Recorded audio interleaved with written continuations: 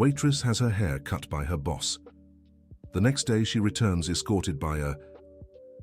Amber Johnson never imagined that an ordinary Tuesday at Southern Comfort restaurant would change her life forever. At 22, she had worked there for 3 years to pay for her mother's treatment, who suffered from an illness requiring expensive medication. The sound of scissors cutting through her long brown hair echoed through the crowded dining room as her boss, Richard Wilson, yelled that she was too vain to serve customers. "This isn't a fashion show, girl," he shouted, gripping a strand of Amber's hair. "Are you here to work or to show off?" The customers stopped eating, silently watching the scene. Amber felt tears burning in her eyes, but she couldn't cry. She couldn't lose this job. Her mother, Mrs. Susan, depended on the money she earned there to buy her heart medication. "I'm sorry, Mr. Richard, it won't happen again," she whispered, trying to gather the fallen strands from the floor. "You'd better not," he snapped, tossing the scissors onto the table. "And now clean up this mess you made." Amber bent down to pick up her own hair, feeling the heavy stares of the customers on her. Some whispered among themselves, while others looked away uncomfortably. No one said a word. When her shift ended that night, Amber arrived home to find her mother waiting in the living room. Mrs. Susan was 58, but looked older due to the illness that left her constantly tired. "My daughter, what happened to your hair?" her mother asked, gently touching the unevenly cut strands. "Nothing serious, Mum. I just wanted a change," Amber lied, forcing a smile. Mrs. Susan knew her daughter too well to believe the excuse, but she didn't press further. She knew Amber struggled at work, but the girl never shared details to avoid worrying her. The next morning, Amber looked in the mirror and nearly cried again. Her hair, once her greatest pride, was hacked unevenly. She tried to fix it as best she could with pins before heading to work. When she arrived at the restaurant, the other staff looked at her with pity. Margaret, the senior cook, shook her head in disapproval. "That man has no heart, Amber. What he did yesterday was cruel," Margaret said, helping the young lady tie her apron. "I need this job, Margaret. I can't fight back," Amber replied, checking if the tables were set. The day started normally until, around 10 in the morning, Amber noticed a black car parked in front of the restaurant. A man in his 50s stepped out from the passenger seat, dressed in a dark suit and tie. His graying hair and poised demeanor stood out. Dear listener, if you're enjoying the story, please take a moment to like and subscribe to the channel. It helps us a lot as we're just starting out. Now, back to the story. The man entered the restaurant and requested a table near the counter. Amber approached to serve him, but he raised his hand. "Actually, young lady, I'm waiting for someone, but you can bring me a coffee in the meantime," he said, his voice gentle but firm. Amber brought the coffee and noticed the man studying her intently. She felt uneasy, wondering if he was staring at her uneven haircut. Mr. Richard stepped out of the kitchen and noticed the well-dressed customer. Immediately, his expression shifted to a fake smile as he approached the table. "Good morning, sir. I'm Richard Wilson, the manager of this establishment. Can I assist you with anything special?" he said, extending his hand. The man greeted him politely, but his gaze returned to Amber. "Actually, I'm here to accompany someone who should arrive shortly. But may I ask what happened to the young lady over there?" He discreetly pointed toward Amber. Richard swallowed hard. He realized the man had noticed the waitress's hair. "Oh, she asked to have her hair cut. Hygiene reasons, you know how it is," Richard lied, trying to sound casual. The man took a sip of coffee and smiled slightly. "I see. And do you have a barber here at the restaurant?" he asked, with a tone that made Richard nervous. "No, sir, it was just a special situation." Richard began to sweat. At that moment, another car stopped in front of the restaurant. It was a white sedan, simpler than the first one. From the back seat emerged a woman around 70 years old, wearing a navy blue dress and carrying a brown leather purse. Her gray hair was tied in an elegant bun, and she walked with a wooden cane. The man in the suit immediately stood up and went to the door to help the woman inside. "Mrs. Eleanor, this way, please," he said, offering his arm to support her. Richard watched the scene with growing curiosity. Who were these people? Why had they come to his restaurant? Mrs. Eleanor entered slowly, observing everything around her with attentive eyes. Her gaze stopped on Amber, who was cleaning a nearby table. The woman's expression changed completely. "Anthony," she said to the man in the suit, "look at that young lady over there." Richard quickly approached, trying to intervene. "Good afternoon, ma'am. I'm Richard Wilson, the restaurant manager.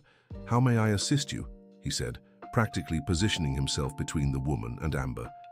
Mrs. Eleanor looked him up and down, unimpressed by his servile posture. "I'd like to speak with that waitress," she said, pointing at Amber. Of course, of course. Amber," Richard called out. "Come here. The lady wants to talk to you." Amber approached nervously, not understanding why a customer wanted to speak specifically with her. "Good afternoon, ma'am. How may I help you?" Amber asked, trying to hide her unease. Mrs. Eleanor studied her for a few seconds, paying particular attention to her unevenly cut hair. "My dear, may I know your full name?" the woman asked, her voice gentle but firm. "Amber Johnson, ma'am," the waitress replied. "Johnson," the woman repeated, as if the surname meant something special. "And your mother, what is her name?" Richard quickly intervened. "Excuse me, ma'am, but I don't think it's appropriate to ask personal questions of our staff. If you need anything related to the service—" "Young man," Mrs. Eleanor cut in, looking at Richard with authority. "I was not speaking to you." Her tone made Richard take a step back. There was something in the woman's voice that commanded respect and even a hint of fear. Amber glanced quickly at Richard, who gave her an almost imperceptible nod to answer. "Susan Johnson, ma'am. My mother's name is Susan Johnson," Amber replied. Mrs. Eleanor closed her eyes for a moment as if processing something very important. "Susan Johnson. Dear, how old is your mother?" 58, ma'am." "And was she born here in Chicago?" Amber grew increasingly confused by the strange questions, but answered, "Yes, ma'am. Right here in the neighborhood. She's always lived in the area." Mrs. Eleanor exchanged a meaningful look with Anthony, the man in the suit accompanying her. "My dear," the woman said, her voice softer, "may I ask what happened to your hair?" Richard stepped forward again. "Ma'am, that's none of your—" "Silence!" "Mrs." Eleanor shouted with such authority that the entire restaurant fell quiet. "I did not give you permission to speak." Richard turned red with anger, but something about the woman's presence kept him from reacting as he normally would. Amber looked around, noticing all the customers were paying attention to the conversation. She didn't know whether to tell the truth or make up an excuse. I asked to have it cut, ma'am," lied Amber, repeating the story Richard had made up. "Mrs." Eleanor studied her for several long seconds, as if she could see right through the lie. "My daughter, I'm 72 years old. At this age, you learn to recognize when someone is hurting," the older woman said, gently touching Amber's arm. "Now tell me the truth. What really happened to your hair?" Amber felt her eyes well up. There was something in the woman's voice that made her want to confess everything, but she glanced at Richard, who was glaring at her with a threatening expression. "I really asked to have it cut, ma'am. It was too long for work," Amber insisted, lowering her eyes. Mrs. Eleanor let out a deep sigh. "Anthony," she said to the man in the suit, "show them." Anthony pulled a cell phone from his pocket and tapped the screen. After a few seconds, he turned it toward Richard. "Can you explain this?" Anthony asked, holding up the phone. Richard looked at the screen and his face went completely pale. The video showed footage from the restaurant itself, the exact moment he had cut Amber's hair with kitchen scissors. How did you get this video?" Richard stammered, scrambling for an explanation. "One of your customers was so outraged yesterday that they decided to record it and send it to a few people," Anthony explained. "The video made its way to us." Richard scanned the room, trying to figure out who could have recorded it. Several customers avoided his gaze. "This is none of your business," Richard snapped. "I'm the manager here and I have the authority to make whatever decisions I see fit." "Oh, really?" Mrs. Eleanor said with a smile that didn't reach her eyes.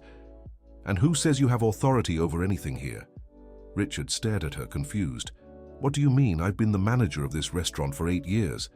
"Manager, yes, but not the owner," Mrs. Eleanor replied, pulling some papers from her bag. "My name is Eleanor Thompson. I own this property." The silence that followed was deafening.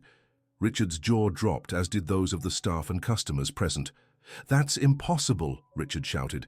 "The owner is Mr. Anthony Thompson. I pay rent to him every month." "Anthony Thompson was my husband," Mrs. Eleanor explained calmly. "He passed 6 months ago. Now I'm responsible for all the family's properties." Richard broke into a cold sweat. He had never met the property owner in person. Everything had always been handled through intermediaries. "Ma'am, I didn't know. No one told me about this change," Richard tried to explain.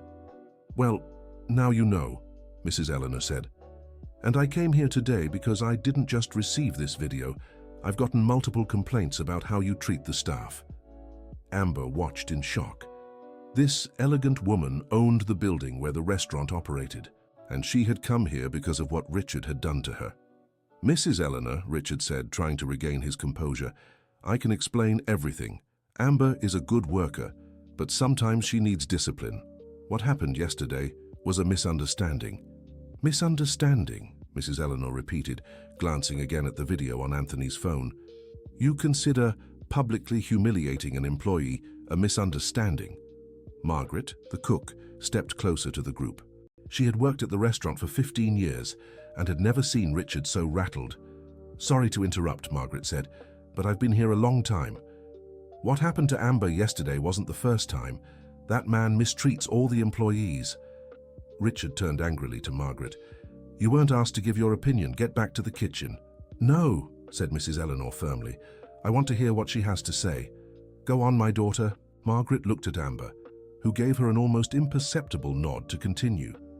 "Mrs. Eleanor, this man humiliates the staff every day. He yells, curses, makes us work overtime without pay. Amber is just the newest, but all of us have been through it." "That's a lie," Richard exploded. "This woman is making things up because she wants to ruin me." "What exactly is she lying about?" asked Anthony, who had remained silent, observing everything. Richard realized he'd tangled himself in his own words. "Look, I can be a bit strict sometimes, but it's necessary to maintain service quality," he tried to explain. "Strict?" said a woman's voice from one of the tables. Everyone turned to see who had spoken. It was a woman around 60, a regular at the restaurant. "Excuse the intrusion," the customer said, standing up, "but I've been coming here for 3 years and I always see this man mistreating the staff. What he did yesterday was the last straw." "Mrs. Mary," Richard said, forcing a smile, "you're exaggerating." "Exaggerating?" Mrs. Mary shot back. "How many times have I seen you yell at these young ladies? How many times have I witnessed unnecessary humiliation?" Other customers began murmuring in agreement. Richard realized the situation was slipping completely out of his control. Dear listener, if you're enjoying the story, please take a moment to like and especially subscribe to the channel. It helps us newcomers a lot. Now, continuing. "Amber," Mrs. Eleanor said, turning her attention to the waitress, "I'd like to speak with you privately. Is there somewhere we can go?" Richard stepped forward. "Ma'am, with all due respect, but Amber is working. She can't leave her post during her shift." Mrs. Eleanor looked at him with an expression that could melt metal. "Young man, I don't think you understand the situation. I own this property. Here I decide who works and when, is that clear?" Her tone was so authoritative that Richard automatically stepped back. "Yes, ma'am." "Of course," he murmured. "Good. Amber, come with me. We can talk in the back office." Amber followed Mrs. Eleanor and Anthony to a small office behind the kitchen. It was a space Richard usually used for paperwork and financial matters. Mrs. Eleanor sat in a chair and motioned for Amber to sit across from her. Anthony remained standing near the door. "My daughter," Mrs. Eleanor began, "I need you to be completely honest with me. What really happened yesterday?" Amber glanced at the door, afraid Richard might be listening. "Can he hear us?" she asked quietly. "Don't worry about that now," Mrs. Eleanor said. "Tell me everything." Amber took a deep breath and began recounting what had happened the day before. She told how Richard had yelled at her, how he'd taken kitchen shears and started cutting her hair in front of all the customers, publicly humiliating her. "And why did he do that?" Mrs. Eleanor asked. "He said I was too vain, that my hair was too neat for work," Amber explained, unconsciously touching the cut strands. but I always tie my hair up at work. It never got in the way. Mrs. Eleanor sighed deeply. My daughter, this isn't normal. No employer has the right to humiliate an employee like that. I know, Mrs. Eleanor, but I need this job. My mother is sick and depends on the medicine I buy with my salary. Your mother is sick? Asked the woman, with genuine concern in her voice.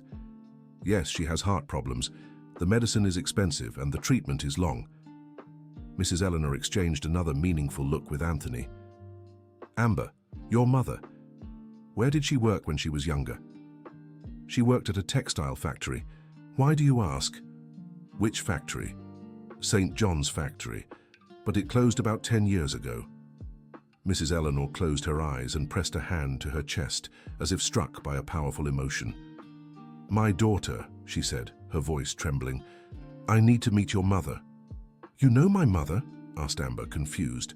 I'm not sure yet, but if she's who I think she is. Mrs. Eleanor left the sentence unfinished. Anthony stepped closer and gently touched her shoulder. Mrs. Eleanor, are you all right? I am, Anthony. I'm just processing some information, she replied. Amber, I'd really like to meet your mother. Could she come here today? She's not well enough to leave the house, Mrs. Eleanor, but if you'd like, I can give you our address. No, my daughter, I'll go to your home, but first let's settle things here. The three returned to the main dining area of the restaurant. Richard was nervously talking to some employees, trying to convince them not to speak against him. Mr. Richard, called Mrs. Eleanor, I need to speak with you. Richard approached with a forced smile, though it was clear he was extremely nervous. Of course, Mrs. Eleanor, how can I help you? Can you explain why you think it's acceptable to humiliate employees in front of customers? Ma'am, I already explained it was a misunderstanding. Amber needs to understand that... Can you explain, interrupted Mrs. Eleanor, why you think you have the right to cut an employee's hair with kitchen scissors? Richard swallowed hard. He realized there was no way out of this. It was a moment of anger, ma'am. I admit I went too far, he said, trying to sound remorseful. A moment of anger, repeated Mrs. Eleanor. And how many other moments of anger have you had with other employees? Richard had no answer. Margaret, who had been listening from the kitchen, stepped forward again. Mrs. Eleanor, may I speak? Asked Margaret. Of course, my dear. I've worked here for 15 years.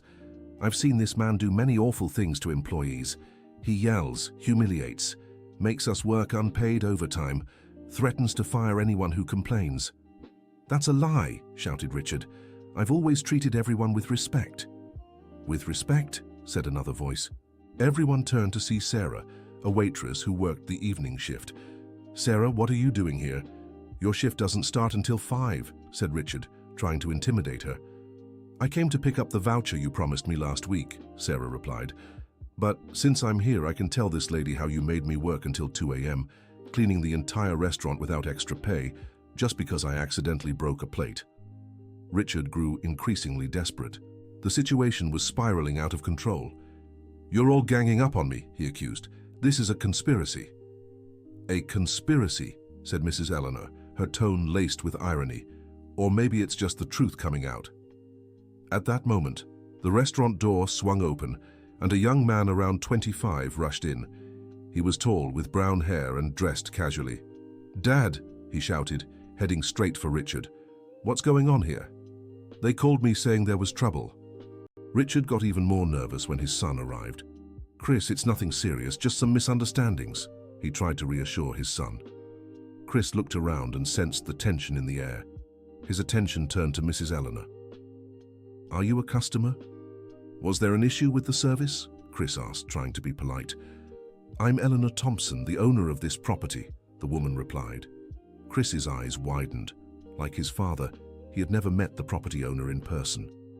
Ma'am, I'm sorry, I didn't know you'd be coming today, Chris said, clearly nervous. Neither did I expect to come, Mrs. Eleanor replied, but some situations require our personal presence. Chris looked at his father, trying to understand what was happening. Dad, what exactly happened? Richard didn't know how to explain the situation to his son without making himself look even worse. Son, it's complicated. The lady received some incorrect information about our work here. Incorrect information, Mrs. Eleanor questioned. "Anthony, show the video to the young man too." Anthony took out his phone again and showed Chris the video of Richard cutting Amber's hair.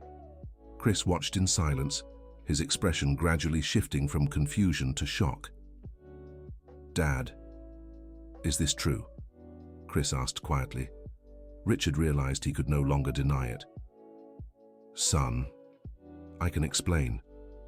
The girl was being disrespectful, all dressed up like she was going to a party. She needed a lesson." Chris looked at Amber, noticing her unevenly cut hair. Then he looked back at his father. "Dad, this is wrong, completely wrong," Chris said, clearly shocked. "Chris, you don't understand. I need to maintain discipline here," Richard tried to justify. "Discipline?" Chris repeated. "Humiliating an employee is discipline?" Mrs. Eleanor watched the interaction between father and son with interest. It was clear Chris was genuinely shocked by his father's behavior. "Young man," Mrs. Eleanor said, addressing Chris, "do you work here too?" "Yes, ma'am. I help my father with management. I handle the finances," Chris replied. "And were you aware of your father's disciplinary methods?" Chris looked at Richard and then at Mrs. Eleanor. "No, ma'am, I mostly work behind the scenes, dealing with the numbers. I'm not usually in the dining area during business hours." "I see," said Mrs. Eleanor. "And what do you think of what you saw in the video?" Chris hesitated for a moment, glancing at his father. It was clear he was conflicted. "I think it was wrong, ma'am. Completely wrong," he finally said. Richard turned red with anger. "Chris, how can you talk about your own father like that in front of strangers?" "Dad, they're not strangers. This lady is our property owner. And more importantly, what you did is wrong, no matter who's watching." The situation grew increasingly tense. Richard realized he was losing even his own son's support. "Mr. Chris," Mrs. Eleanor said, "I'd like to ask a few questions about the restaurant's management. Could you show me the employee records?" Chris glanced nervously at his father. "Of course, ma'am. They're in the office, but may I ask why?" "I need to check a few things. Labor matters," Mrs. Eleanor replied vaguely. Richard stepped forward. "Mrs. Eleanor, that's not necessary. All our records are in order. We've always complied with legal obligations." "Great," said Mrs. Eleanor. "Then there's no problem checking, is there?" Richard couldn't refuse without seeming suspicious, but he was clearly uncomfortable with the idea. "Of course, there's no problem." Note: the translation strictly adheres to the provided cultural mappings and maintains the original tone, style, and structure while ensuring natural dialogue and accessible language. "Chris, show the records to the lady." Everyone headed back to the office. Chris opened a cabinet and pulled out several folders with documents. "Here are the records of all the employees, ma'am," said Chris, placing the folders on the desk. Mrs. Eleanor began examining the documents carefully, with Anthony assisting her.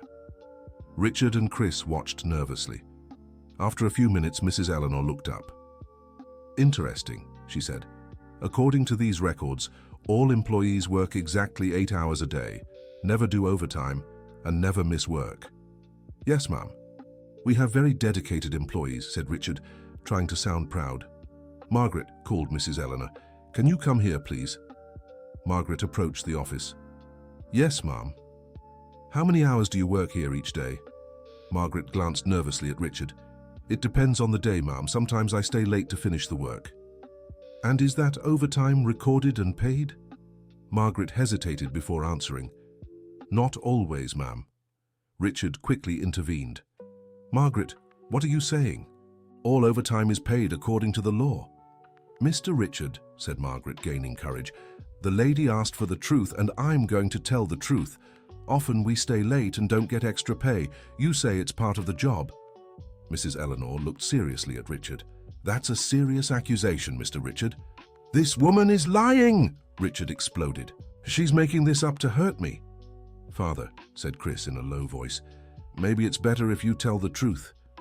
Richard looked at his son with a mix of anger and surprise. "Chris, whose side are you on?" "The side of the truth, Father," replied Chris. "And if what Margaret is saying is true, then we're doing something wrong." Mrs. Eleanor turned her attention to Chris. "Mr. Chris, as the person responsible for finances, are you aware of overtime payments? Chris looked at the papers and then at his father. "I rarely process overtime payments," he admitted. "And that didn't seem odd to you?" asked Mrs. Eleanor. "My father always said the employees rarely worked overtime," explained Chris. "But apparently they do. They just don't get paid for it," concluded Mrs. Eleanor. The silence that followed was uncomfortable. Richard realized he was being cornered by mounting evidence. "Mrs. Eleanor," said Richard, making a last attempt, "I've managed this restaurant for 8 years. I've always kept it profitable, always paid the rent on time. These are small administrative details that can be adjusted." "Small details?" repeated Mrs. Eleanor. "Humiliating employees and not paying overtime are small details?" "I can improve those aspects," said Richard desperately. "I can implement changes immediately." Mrs. Eleanor stood up from her chair and walked to the office window, which overlooked the restaurant's dining area. She watched Amber, who had returned to work and was serving customers professionally despite everything she'd been through. "You know, Mr. Richard," said Mrs. Eleanor without turning around, 40 years ago when I was younger, I also worked as an employee. I know what it's like to depend on a job to survive, and I know how terrible it is to have a boss who abuses power." Richard said nothing, waiting to see where this conversation was going. "Back then," continued Mrs. Eleanor, "I met a young woman named Susan. She worked at the same factory as me. She was a sweet, hard-working girl who dreamed of having a family and giving her children a better life. Amber, who was in the dining area, stopped wiping the table when she heard her mother's name mentioned. We were very close friends," Mrs. Eleanor went on, "but life separated us. She left the factory when she got married, and I ended up losing touch with her." Mrs. Eleanor turned to face Richard. "I always wondered what happened to that sweet young lady. If she achieved her dreams, if she had the children she wanted so much, if they grew up happy and secure." She paused, looking back at Amber through the window. "And today, I found out she did have a daughter. A hard-working, dedicated daughter who does everything to care for her sick mother. A daughter who endures humiliation because she needs the job."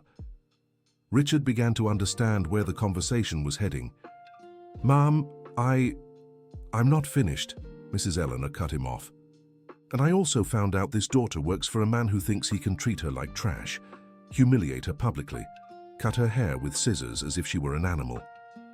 Mrs. Eleanor's tone grew firmer and more intimidating.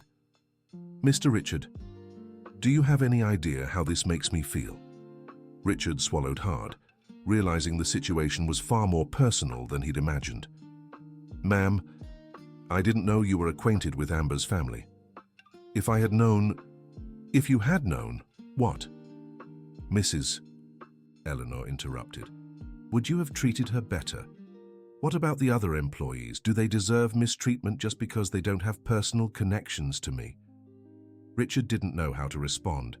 Anything he said could make things worse. "Mrs. Eleanor," Chris interjected, "my father made serious mistakes, I acknowledge that, but perhaps we can find a way to correct the situation." Mrs. Eleanor looked at Chris, her expression slightly less severe. "What are you suggesting?" "We can implement changes immediately. My father can apologize publicly to Amber and all the employees. We can review all administrative practices and ensure nothing like this happens again." Richard glanced at his son, grateful for the mediation, but uneasy about the concessions being offered. "Chris, you can't make decisions without consulting me," Richard muttered. "Dad, right now I don't think you're in a position to make decisions," Chris replied with surprising firmness. Mrs. Eleanor watched the exchange between father and son with interest. "Mr. Chris, are you willing to take responsibility for these necessary changes?" "Yes, ma'am, I am," Chris answered without hesitation. "And how can I be sure these changes will actually happen and aren't just empty promises?" Chris thought for a moment. "You can conduct regular inspections. You can speak directly to the employees whenever you wish, and you can implement any oversight system you deem necessary." Chris's proposal was reasonable, but Mrs. Eleanor still seemed skeptical. "What about your father?" she asked. "How can I be sure he won't revert to his old ways when I'm not here?" Chris looked at Richard, who remained silent. "Dad," Chris said, "you need to apologize. Publicly. and you need to guarantee this will never happen again." Richard squirmed internally. His authoritarian nature resisted a public apology, but he knew he had little choice. "Fine," Richard said reluctantly. "I apologize for what happened yesterday. It was excessive." "You're not apologizing to me," Mrs. Eleanor said.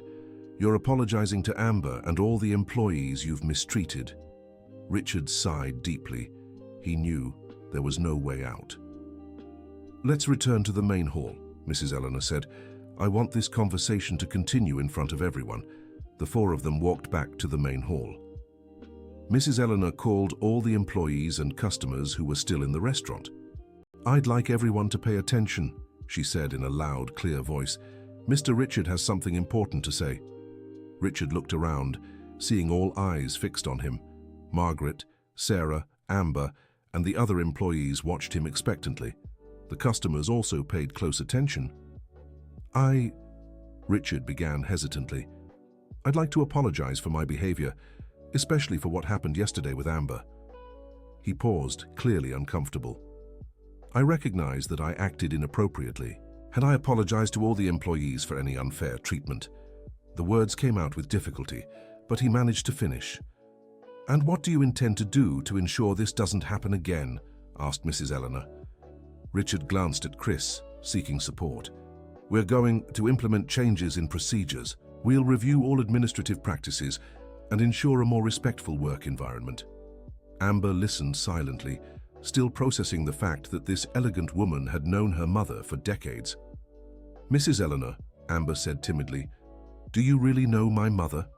Mrs. Eleanor smiled for the first time since arriving at the restaurant. "Yes, my daughter. Your mother was one of my closest friends when we were young. I miss her dearly." "She'll be so happy to see you again," Amber said, her eyes shining, "and I'm looking forward to seeing her. But first, let's finish resolving the situation here."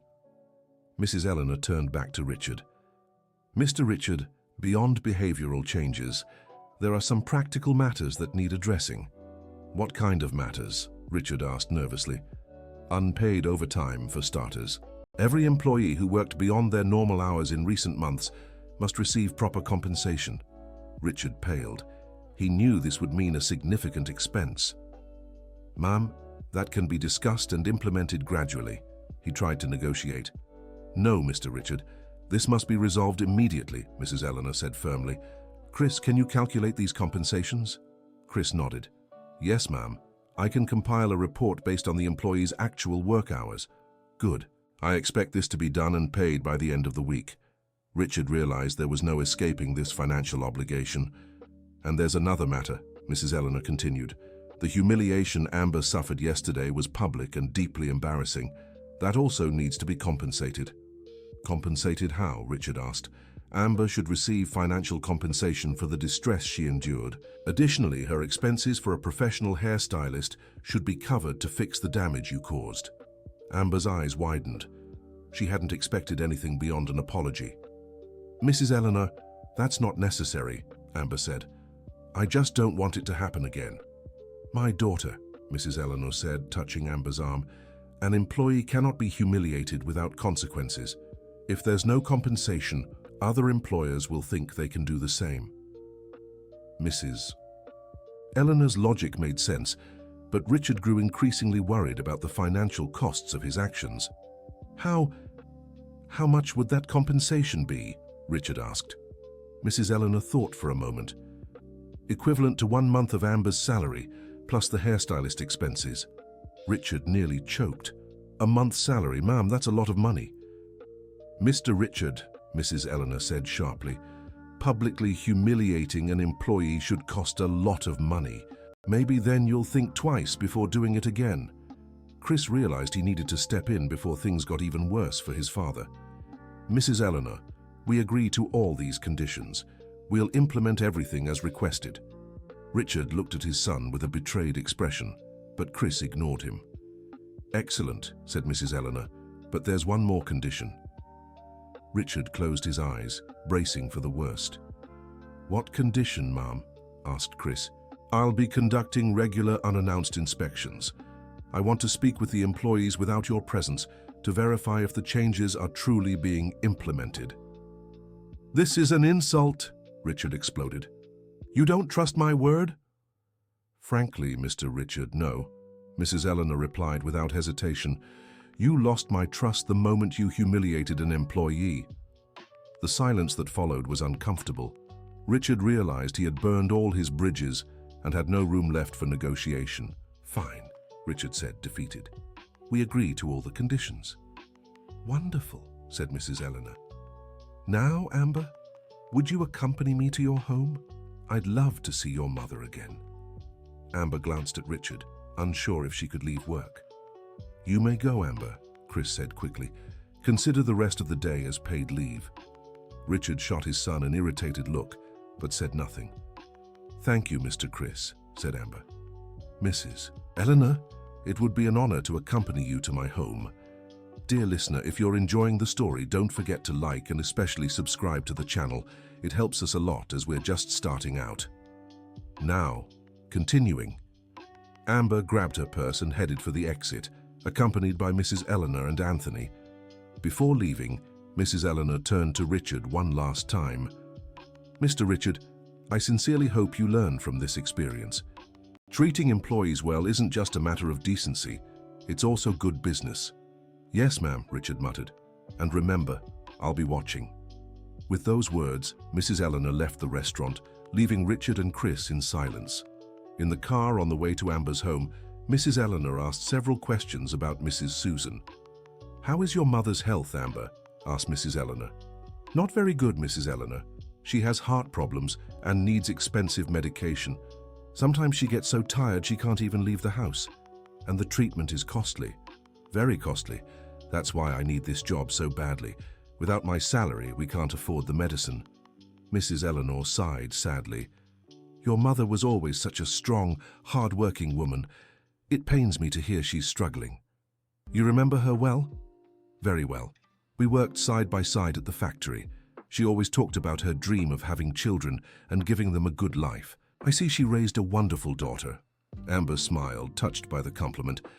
"My mother always spoke of a very special friend from her factory days, but she never mentioned a name. Maybe it was you." "Possibly. Your mother was special to me too." They arrived at a neighborhood of modest homes. Amber pointed to a small but well-kept house painted light yellow. "We're here, Mrs. Eleanor." Everyone got out of the car and Amber opened the gate. She went to the front door and called out, "Mother, I have a very special visitor for you." Mrs. Susan appeared at the door, walking slowly and leaning against the wall. When she saw Mrs. Eleanor, she froze, her face filled with utter surprise. "Eleanor," Mrs. Susan said softly. "Eleanor, is it really you?" "Susan," Mrs. Eleanor exclaimed, rushing toward her friend. "My dear Susan." The two women embraced emotionally, both with tears in their eyes. Amber watched the touching scene, finally understanding the connection between her mother and that elegant lady. "I can't believe it's you," said Mrs. Susan, holding her friend's hands. "After so many years." "I can't believe it either, Susan. When I saw your daughter today, I knew there was something familiar about her, and when she told me your name—" come in," said Mrs. Susan, inviting everyone inside. "The house is simple, but make yourselves at home." The house was small but very clean and tidy. Mrs. Susan offered coffee and cookies, insisting on serving them herself, despite her health condition. "Susan, how are you?" asked Mrs. Eleanor, noticing her friend's difficulty moving. "Oh, Eleanor, I'm not doing well. My heart is giving me trouble. The doctors say I need ongoing treatment, but the medicine is expensive," explained Mrs. Susan. "And how are you managing to pay for the treatment?" "Amber works very hard to get the money. Sometimes I feel guilty that she has to work so much because of me." Amber moved closer to her mother. "Mom, don't talk like that. I work because I want to take care of you. It's not a sacrifice, it's love." Mrs. Eleanor watched the interaction between mother and daughter with emotion. "Susan, you raised a wonderful daughter.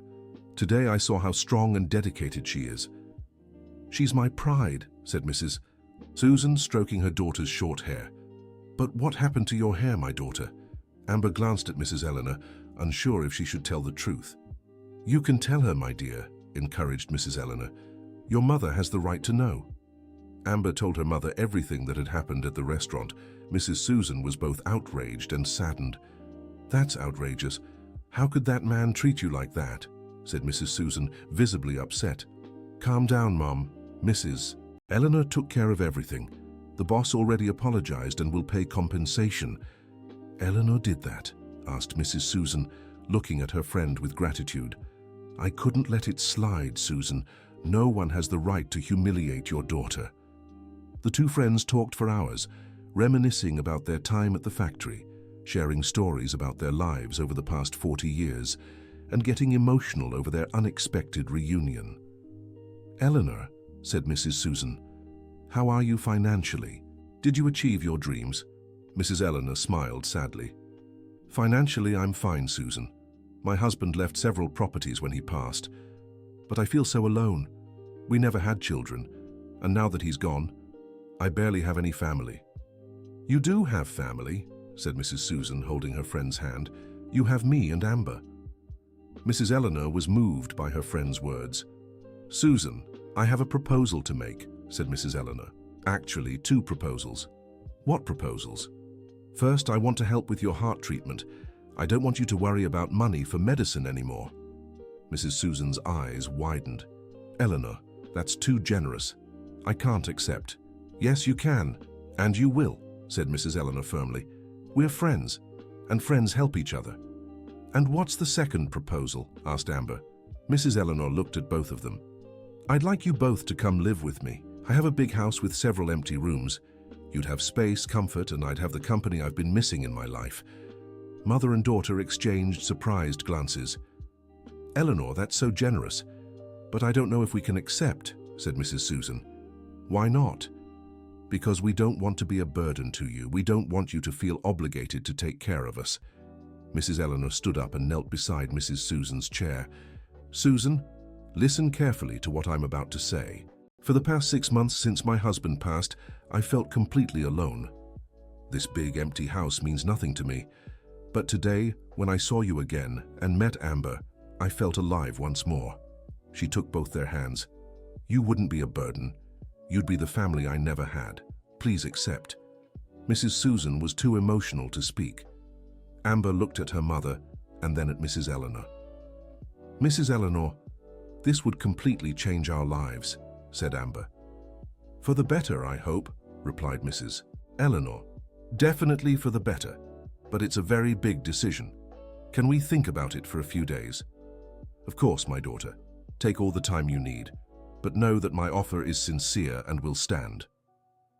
That night, after Mrs. Eleanor had left, mother and daughter talked at length about the proposal. "Mom, what do you think?" asked Amber. "I think Eleanor is the same kind person I met 40 years ago, and I believe this opportunity could be a blessing for both of us. But I don't want it to seem like we're taking advantage of her kindness." "Amber, sometimes life gives us unexpected gifts, and sometimes our job is to accept those gifts with gratitude and return them with love. Are you saying we should accept?" "I'm saying we should accept if you're comfortable with the idea. Your opinion matters very much to me." Amber thought for a few minutes. "Mum, I think we could make Mrs. Eleanor as happy as she could make us. I think it would be good for everyone." "Then it's settled. Tomorrow we'll call her and accept the offer." The next day, Amber went to work with a strange feeling. It was her last day working under Richard's orders, and she could hardly believe how much her life had changed in just 2 days. When she arrived at the restaurant, she noticed the atmosphere was different. Richard was quieter, avoiding confrontations. Chris was more present, overseeing operations and talking to the staff. "Good morning, Amber," said Chris when he saw her arrive. "How are you feeling?" "Much better, thank you, Mr. Chris." "I'm glad to hear that, and, well, my father would like to speak with you again." "Privately." Amber tensed up. "He's not going to cause trouble, is he?" No. In fact, I think he wants to apologize properly. Yesterday he was very upset and I don't think he expressed himself well." Amber agreed to talk to Richard. They went to the office and Richard closed the door. "Amber," Richard began, his voice very different from usual, "I want to apologize again for what happened, but this time I want to do it right." Amber listened in silence. "What I did was completely wrong. There was no excuse for humiliating you like that. You're a dedicated employee and didn't deserve that treatment." Richard paused, clearly uncomfortable. I know words won't erase what happened, but I wanted you to know I recognize my mistake, and it will never happen again. Thank you for apologizing, Mr. Richard, said Amber. I accept. There's one more thing, said Richard, pulling an envelope from his pocket. This is the compensation we agreed on yesterday. Equivalent to 1 month's salary, plus money for you to fix your hair at a professional salon. Amber took the envelope, still not quite believing what was happening. And starting today, we're implementing new policies here at the restaurant. All overtime will be recorded and paid, and any employee who feels mistreated can speak directly to Chris or file a formal complaint. All right, Mr. Richard. Amber, can I ask you something? Of course. Are you going to keep working here? Amber hesitated. She hadn't told anyone about Mrs. Eleanor's offer yet. For now, yes, Mr. Richard. But perhaps in the future, I'll need to make some changes. I understand. Well, as long as you're here, I guarantee you'll be treated with respect. When Amber left the office, she felt relieved. The conversation had gone better than she'd expected. During lunch, Amber called Mrs. Eleanor to give her answer about the proposal to live together. Mrs. Eleanor, it's Amber. Hello, my daughter, how are you? I'm fine. Mrs. Eleanor, my mother and I talked about your proposal. And? We'd love to accept, if you still want our company. Mrs. Eleanor was silent for a few seconds, and Amber almost thought the call had dropped. Mrs. Eleanor. I'm here, my daughter, said Mrs. Eleanor, her voice emotional. I'm just so happy. You have no idea how much this means to me. When would you like us to move in? How about this weekend I can send Anthony to help with the move? That would be perfect. Mrs. Eleanor? Yes? Thank you for everything. For showing up at the restaurant, for defending me and the other employees, for reuniting with my mother, for everything. Don't thank me, Amber. Thank fate for bringing us together. For the rest of the week, things at the restaurant were surprisingly calm. Richard was clearly making an effort to treat all the employees better. Chris was more involved in daily operations and regularly checked in with the staff to ensure they were being treated well. Margaret commented to Amber that she couldn't believe the change. Seems like it took the building owner showing up for him to learn how to act right, said Margaret. Sometimes people need a wake-up call to change, Amber replied. On Saturday, Anthony arrived with a small truck to help with the move. Mother and daughter didn't have many belongings, so the move was quick. Mrs. Eleanor's house was truly large and elegant, located in an upscale neighborhood with a well-kept garden and several bedrooms. Amber, you can choose any of these rooms, said Mrs. Eleanor, showing 3 empty bedrooms on the second floor. They're all beautiful, Mrs. Eleanor. Anyone will do. Pick the one you like best. And Susan, your room is on the ground floor for easier access. It also has a private bathroom. Mrs. Susan was amazed by the size and beauty of the house. Eleanor, this is too luxurious for us, she said. Nonsense, Mrs. Eleanor replied. Starting today, this is your home too. That first night in the new house, the 3 women dined together in the formal dining room. Mrs. Eleanor had asked the housekeeper to prepare a special meal to celebrate. Eleanor, said Mrs. Susan, how can we ever repay such generosity? Susan, you repay me just by being here.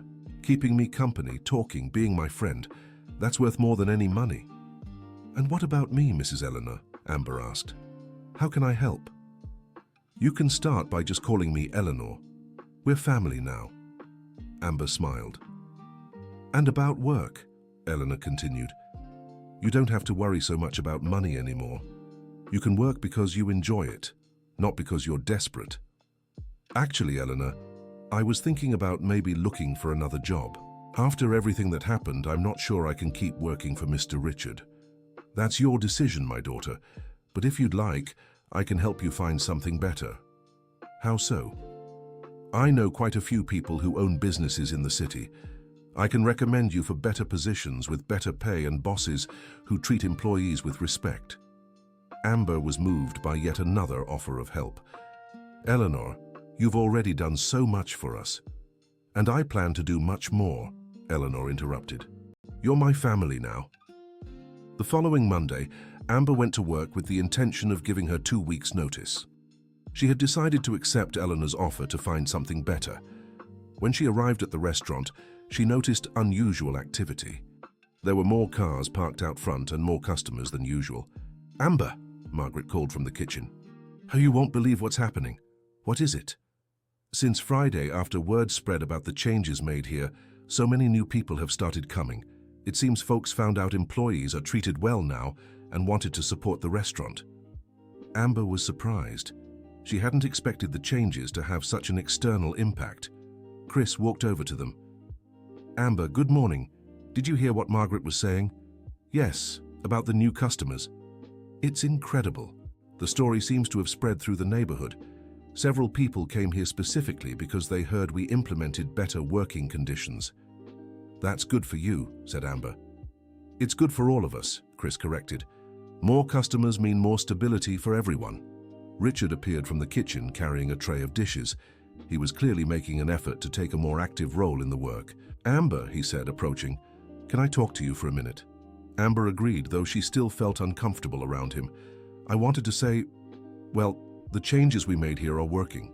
The restaurant has never been this busy." "I'm glad to hear that, Mr. Richard. And I also wanted to say that part of this success is because of you." "Me?" "Yes. If you hadn't had the courage to stand up, if that woman hadn't come here to defend you, none of this would have happened." Richard paused. "What I mean is thank you. Thank you for forcing me to see my mistakes." Amber was surprised by the gratitude.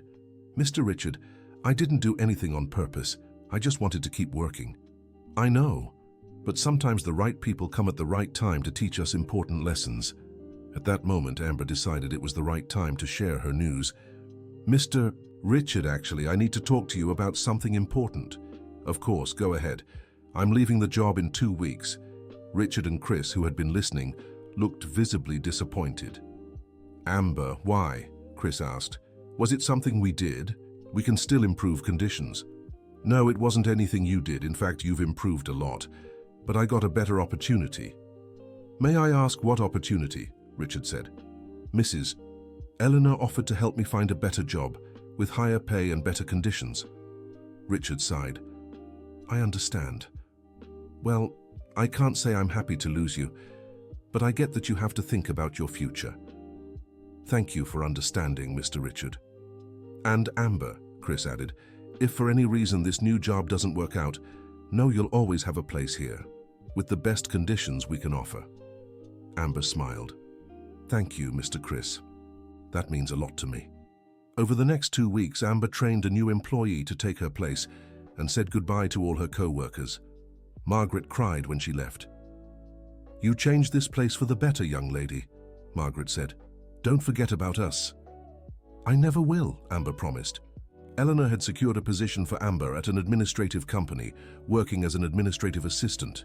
The salary was nearly double what she'd earned at the restaurant, and the work environment was completely different. "How are you adjusting to the new job?" Eleanor asked during dinner a few weeks later. "Very well. People are polite, the boss is respectful, and I'm learning many new things." "I'm happy to hear that." "And my mother, Eleanor, how is she feeling?" Mrs. Susan, who was in the living room watching TV, called out from there, "I'm doing great. The new medicine the doctor prescribed is working really well for me." Eleanor had taken Mrs. Susan to the best cardiologist in town and was paying for top-notch treatment. The improvement in Mrs. Susan's health was visible. "She really is much better," Eleanor agreed. "The doctor said with the right treatment she can live many more years with good quality of life." "Eleanor, I'll never be able to thank you enough for everything you've done for us." "Amber, stop thanking me. You've changed my life just as much as I've changed yours." It was true. The house that was once quiet and empty was now always filled with conversation, laughter, and life. Eleanor had gained not just company, but a real family. A few months later, Eleanor received an unexpected call. It was Chris from the restaurant. "Mrs. Eleanor, it's Chris from Southern Comfort Restaurant." "Hi, Chris. How are things over there?" "Really good, actually. I wanted to share some news with you." "What news?" "My father decided to retire. He's selling his share of the restaurant to me." "Is that good?" "I think so. He recognized the changes we made were good for business, but he has trouble adapting. He thinks it's better to leave it to the younger generation. And how do you feel about it? I'm excited. I want to keep improving working conditions and make the restaurant an example of how to treat employees well. I'm happy to hear that, Chris. Your father made a wise decision. Mrs. Eleanor, I'd like to extend an invitation. What invitation? We'd love for you, Amber, and Mrs. Susan to come for a special dinner here at the restaurant. A dinner to celebrate the changes and thank you for what you've done for us. Eleanor was touched by the invitation. It would be an honor, Chris. On the night of the special dinner, the restaurant was decorated with flowers and candles. All the employees were there, along with some regular customers who had supported the changes. Chris gave an emotional speech. I want to thank everyone here today, especially Mrs. Eleanor, Amber, and Mrs. Susan. You taught us that treating people well isn't just the right thing to do, it's also good for business. He pointed to the restaurant walls, where posters now displayed the new policies respecting employees.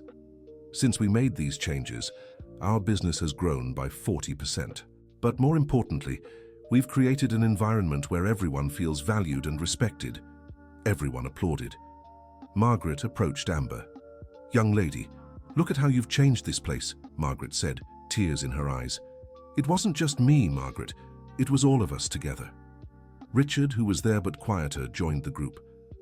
Amber, he said, I wanted to say it again. Thank you. Thank you for helping me become a better person. Mr. Richard, you made the changes. I just gave a little push. Richard smiled. A pretty strong push, I'd say. Throughout the evening, Amber looked around and was moved by how much had changed. The restaurant, once a place of tension and fear, was now cheerful and welcoming. What are you thinking about? Eleanor asked, noticing Amber's thoughtful expression. I'm thinking about how quickly life can change. A few months ago, I thought that humiliation was the worst thing that could have happened to me. And now I realize it was the best thing that could have happened. If Mr. Richard hadn't cut my hair, you would have never come to the restaurant. You would never have reunited with my mother. We would never have become a family. Eleanor smiled and held Amber's hand. Sometimes what seems like our downfall is actually our salvation. And sometimes, added Mrs. Susan, who was listening to the conversation, the right people come at the right time. Speaking of the right people, said Eleanor, I have a proposal for you. Another proposal? Asked Amber, laughing. This one's different. How about the three of us take a trip together? There are so many places I'd love to see, but I never wanted to travel alone. That would be wonderful, exclaimed Mrs. Susan.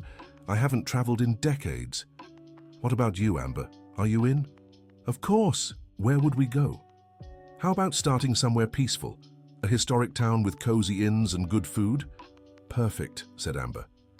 At that moment, looking at her new family, Amber unconsciously touched her hair, which was now grown out and professionally styled. She had decided to keep it shorter than before, as a reminder that sometimes the greatest blessings come disguised as the worst humiliations. A few days later, the three women were packing for their first trip together when Amber got a call from Sarah at the restaurant.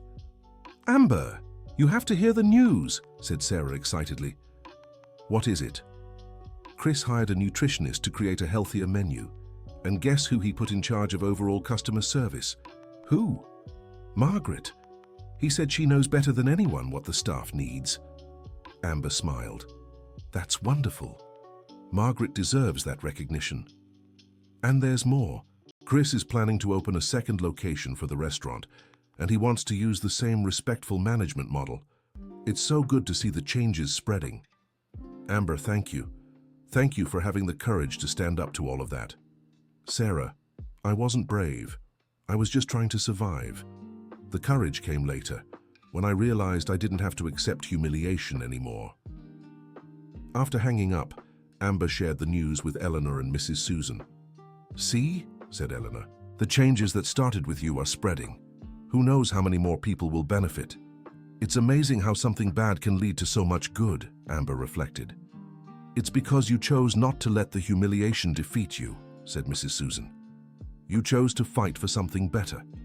Actually, Mom, I didn't feel like I had a choice. I needed the job.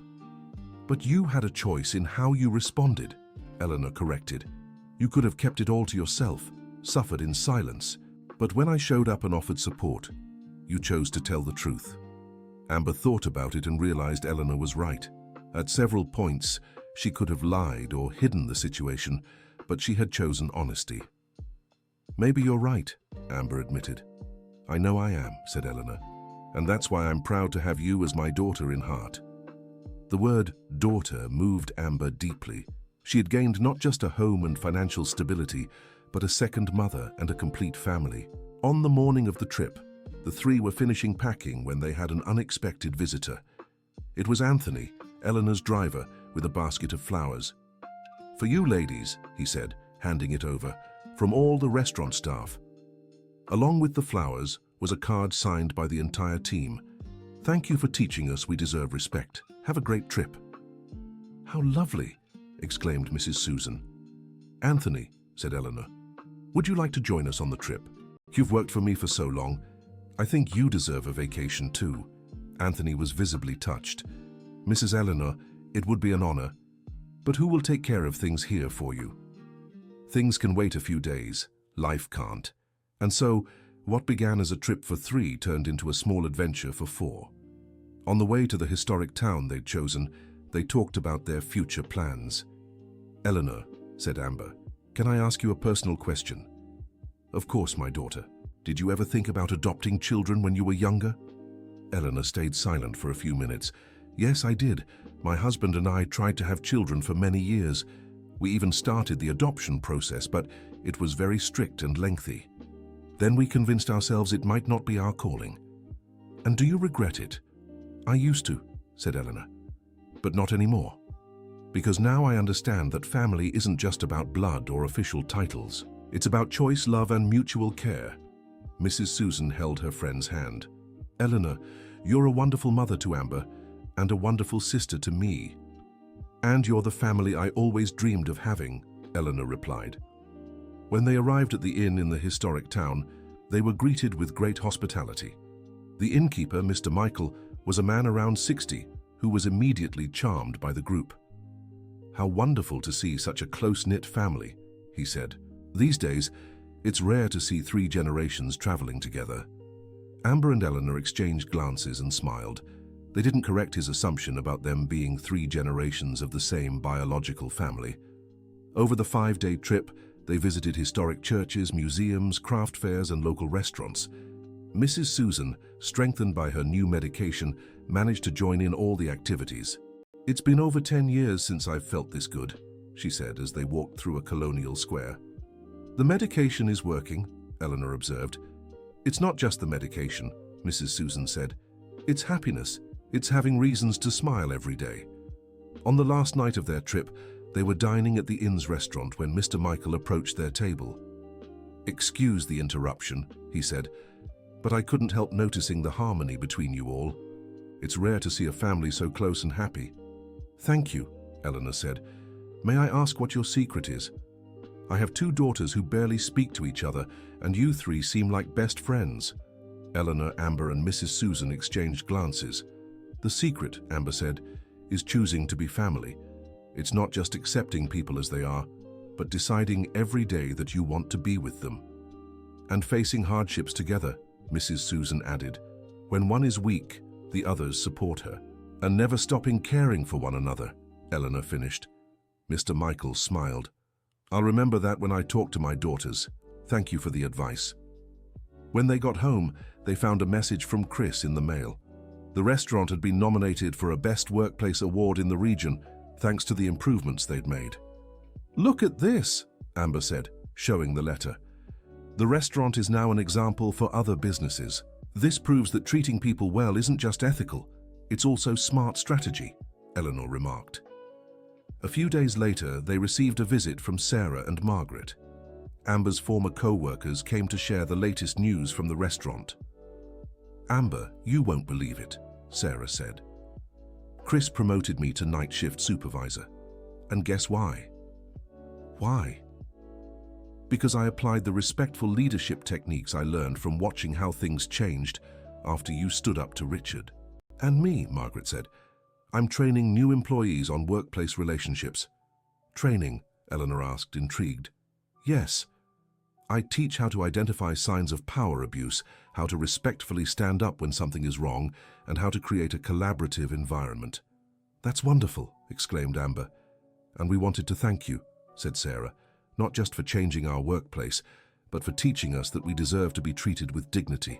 After the visitors left, Amber grew thoughtful. "What are you thinking about?" Anne asked Eleanor. "I'm thinking maybe we should do more."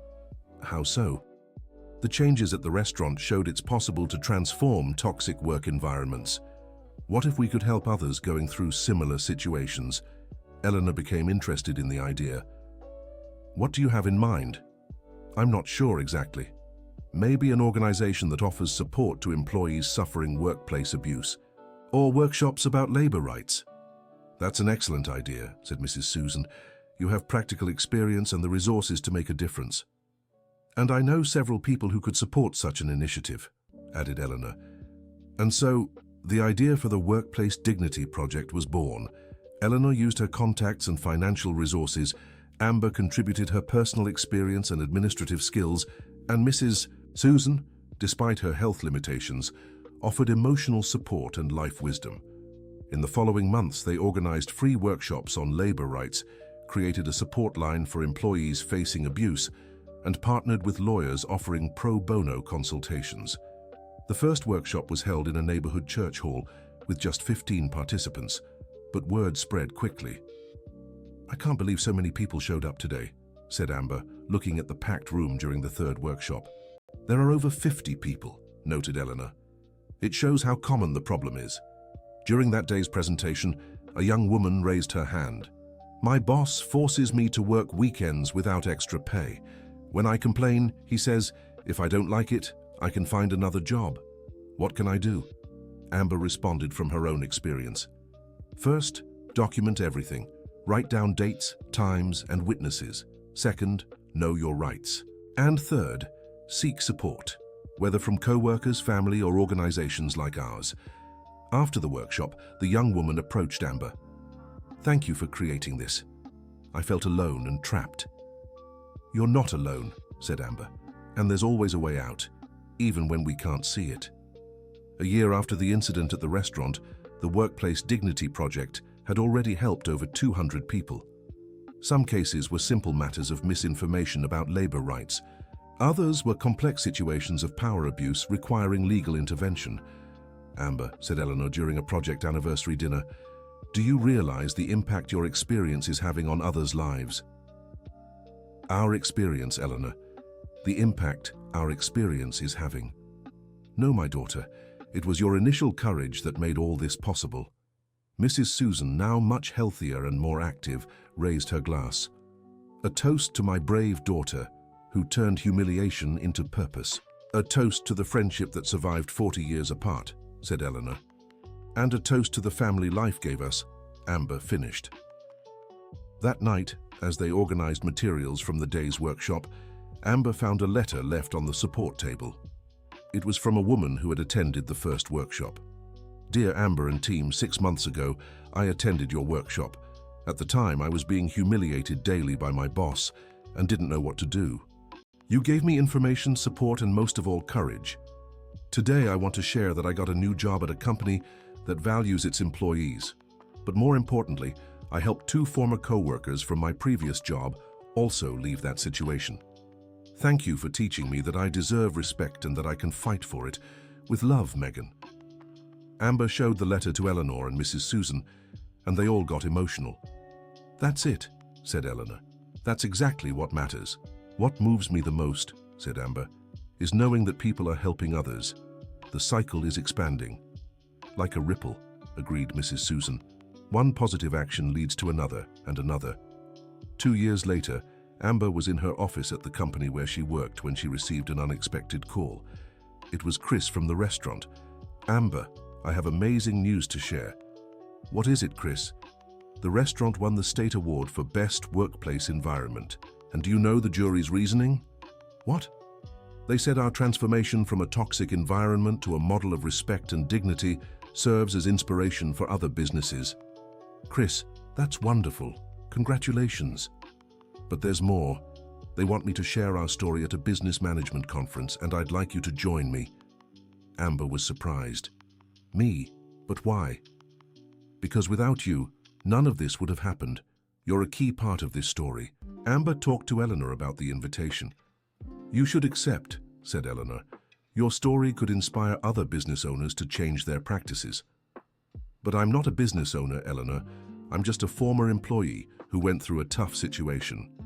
That's exactly why your perspective is valuable, Eleanor argued.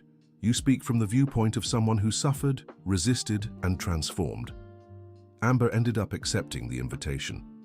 On the day of the talk, she was nervous about speaking in public, but Chris reassured her. Just tell your truth, he said. How you felt, what changed in your life, and how it inspired other changes. The talk was a success. Amber spoke about the humiliation she endured, the importance of having someone believe in her, and how that terrible experience turned into her life's purpose. During the Q&A, a business owner raised his hand. Amber, what advice would you give to employees going through similar situations? First, they're not alone. Second, they deserve to be treated with dignity. And third, there are always people willing to help. Sometimes we just need the courage to ask. Another business owner asked, and what advice would you give us, the employers? Remember that every employee is a person with dreams, fears, and responsibilities. When you mistreat someone, you're not just affecting them, but their entire family. And when you treat them well, you're contributing to a better world. After the talk, several people approached Amber to thank her or ask for more information about the Workplace Dignity Project. You were inspiring, said a young businesswoman. I'm going to implement changes in my company based on what you shared, and I'll refer some of my employees to your workshops, said another business owner. On the way home, Amber reflected on how her life had completely changed. Eleanor, she said, 3 years ago, if someone had told me I'd be giving talks about workplace dignity, I never would have believed it. Life has those surprises, Eleanor replied. Sometimes our greatest pains become our greatest strengths. And sometimes, Mrs. Susan added, the right people appear at the right time to help us see our own possibilities. That night at dinner, Eleanor made an announcement. Girls, I have a proposal. Another one, Amber teased. This one is special. How about we formalize the Workplace Dignity Project as an official organization, with its own headquarters, a paid team, and statewide reach? Amber widened her eyes. That would be amazing, but it must cost a lot of money. I have the money, said Eleanor. And more importantly, I'm convinced it's the right thing to do. But Eleanor, this is a huge investment, are you sure? Amber, I've spent my whole life accumulating resources. Now, I want to use them for something that truly matters, for something that can transform lives just like you transformed mine. Mrs. Susan clapped her hands. I think it's a wonderful idea, and even with my limitations, I can help as an advisor. And so on the 4th anniversary of the hair incident, as they had come to call that terrible day that changed everything, they inaugurated the official headquarters of the Workplace Dignity Organization. The opening ceremony was attended by local officials, business owners, workers, and human rights activists. Chris and the entire restaurant staff were there, along with many people who had been helped by the project over the years. Today, Amber said in her speech, we're not just opening a headquarters, we're opening a space of hope for everyone who believes that work and dignity must go hand in hand. This organization, Eleanor said, was born from a painful experience, but has become a source of healing and transformation for hundreds of people. During the celebration, Richard appeared. He was noticeably thinner and looked older, but he carried a serene expression Amber had never seen before. Amber, he said, approaching her, can I talk to you for a minute? Amber agreed, curious about what he wanted. I wanted to apologize again, and to tell you that you changed my life. How so? After everything that happened, after I retired, I had a lot of time to think. I realized how many people I hurt over the years, how many families were affected by my behavior. Richard paused. I started looking for some of the people who worked for me in the past, to apologize in person. Some forgave me, others didn't even want to see me, but the important thing is that I needed to do it. Amber was struck by the transformation in her former boss. And now, Richard, what are you doing? I volunteer at a shelter. I help in the kitchen and with cleaning. Ironically, now I'm an employee myself, and it's taught me a lot about being on the other side. I'm glad you found your path to redemption, Amber said. Thank you. And thank you for planting the seed of change in me, even though it hurt a lot at the time. After Richard walked away, Eleanor approached Amber. How do you feel seeing his transformation? Surprised, but happy. It shows people can really change when they want to. And it also shows, said Mrs. Susan, who had joined the conversation, that our pain can be the start of healing for others. 5 years had passed since that terrible day at the restaurant. The Workplace Dignity organization had expanded to 3 states and helped over 2,000 people. Amber had become a nationally recognized speaker. Eleanor was respected as a visionary social entrepreneur. And Mrs. Susan, even at 63 and with health limitations, was a beloved and wise advisor. One Sunday afternoon, the 3 of them were in the garden, drinking tea and admiring the flowers they had planted together. Have you ever imagined, Amber said, how different our lives would be if that day at the restaurant hadn't happened? I'd be alone in an empty house, said Eleanor. I'd still be struggling to pay for my medicine, said Mrs. Susan, and I would still be working at the restaurant accepting humiliation and thinking I didn't deserve better, said Amber. Sometimes, Eleanor reflected, things happen exactly as they're meant to. Even the bad things, asked Amber. Especially the bad things, replied Mrs. Susan, because they're the ones that force us to grow, to fight, to discover strengths we didn't even know we had. At that moment, Anthony appeared in the garden carrying a tray of cookies. Anthony, said Eleanor, come sit with us. You're part of this family. Thank you, Mrs. Eleanor. It's an honor. Anthony, Amber asked, did you ever face humiliation at work before coming to work for Eleanor? I did. I've worked for people who treated me like I was invisible, as if I had no feelings or dignity. And how did you handle it? I endured it because I needed the job, but it always hurt, always made me feel less than human. And now? Now I know I deserve respect, and when I see someone being mistreated, I try to help however I can. That's it, said Eleanor. When we ourselves are treated with dignity, we learn to value the dignity of others. As the sun began to set, the 4 people fate had brought together in such an unlikely way continued talking about dreams, plans, and gratitude. You know what makes me happiest? Said Amber. It's not the success of the organization or the recognition we've received. It's knowing that somewhere, right at this moment, someone who attended our workshops is helping another person. Someone who learned about their rights is teaching someone else. The chain of kindness keeps spreading. And it will keep spreading long after we're gone, said Mrs. Susan. For many, many generations, Eleanor agreed. Amber touched her hair, which now reached her shoulders. She had decided never to let it grow too long again, keeping it at a length she found both practical and elegant.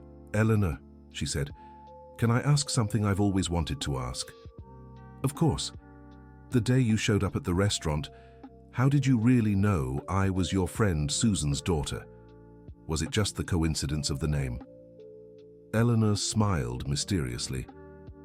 Actually, it wasn't just the name.